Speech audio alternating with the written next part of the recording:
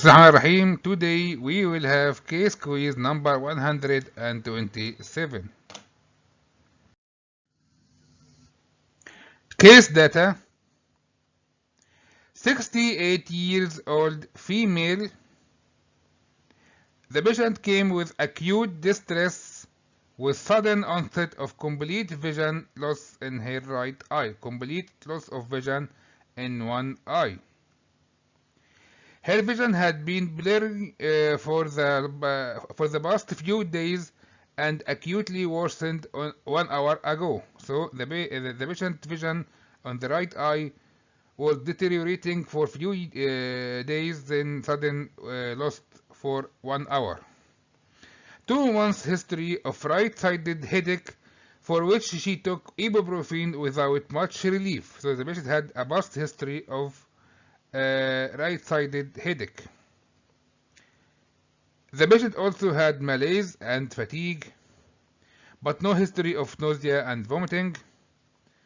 The patient had diet-controlled type 2 diabetes mellitus, hypertension, and osteoarthritis of the knees.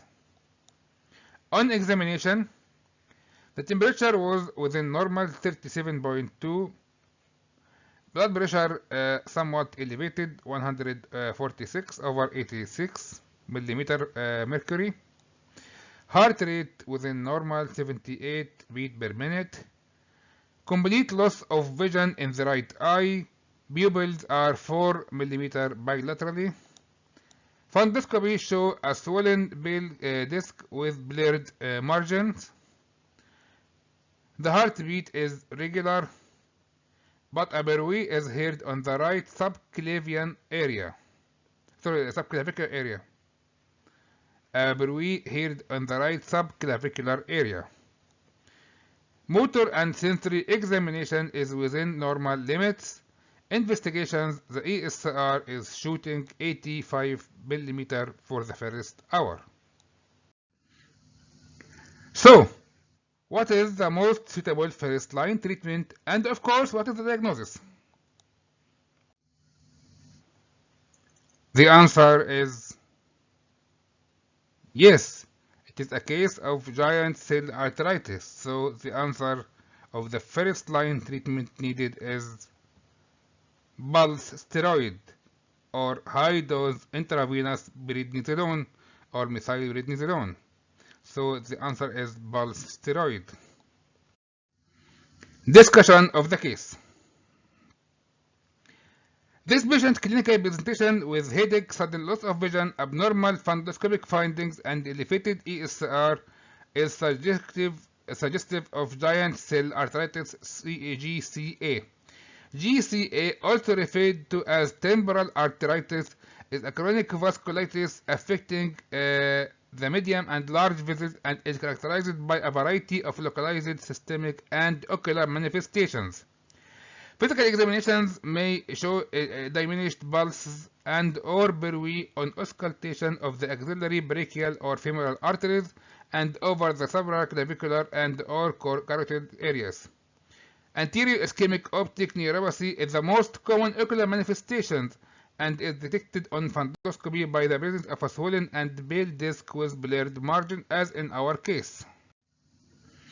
Visual syndromes with vision loss are the most dreaded complications of GCA, and blindness can develop in up to 25% to 50% of the untreated patients.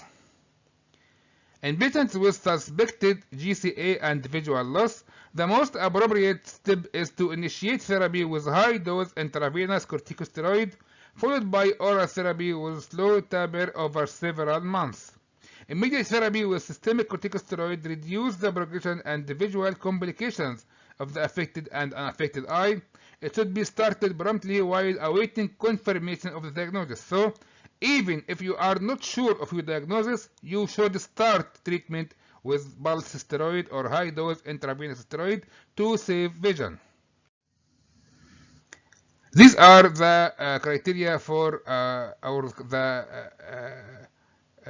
clinical manifestations of giant cell arteritis.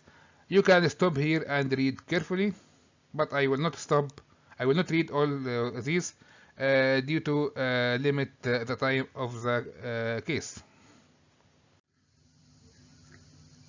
The key message of this case: in patients with suspected GCA, giant cell arteritis, and visual loss, the most appropriate step is to initiate therapy with high-dose intravenous corticosteroid, as I said before, even if the diagnosis is not confirmed. Thus, suspicion of this diagnosis is sufficient to start treatment. And finally, thank you very much for attendance, and we will meet you tomorrow with case quiz number 128. Wassalamu alaikum wa rahmatullahi wa barakatuh.